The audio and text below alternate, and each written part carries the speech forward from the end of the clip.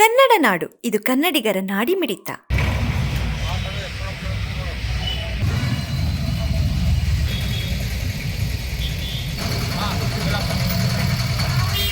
ಅದರಲ್ಲೂ ಮತ್ತೆ ಜಂಪ್ ಮಾಡಿದ್ದಾರೆ.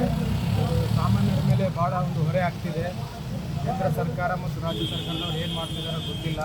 ಮತ್ತು ನಮ್ಮ ಪ್ರಧಾನಮಂತ್ರಿ ಅವರು ಕೂಡ ಬರೀ ವಿದೇಶಿ ಪ್ರವಾಸ ಸುತ್ತಾ ಇದ್ದಾರೆ. ಜನರಿಗೆ ಇದರಿಂದ ಲಾಭ ಇಲ್ಲ, ಜನರಿಗೆ ಭಾಳ ತೊಂದರೆ ಆಗಿದೆ.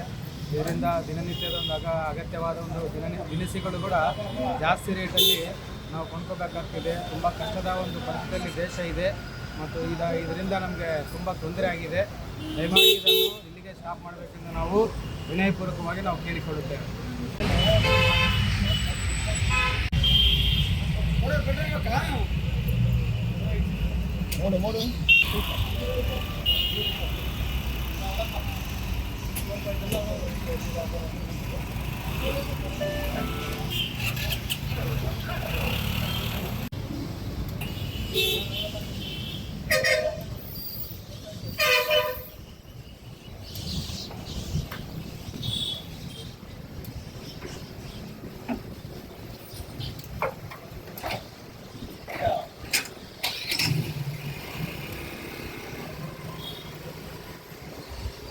ಸಮಗ್ರ ಸುದ್ದಿಗಳಿಗಾಗಿ ತಪ್ಪದೆ ನೋಡಿ ಕನ್ನಡ ನಾಡು ವಾಹಿನಿ.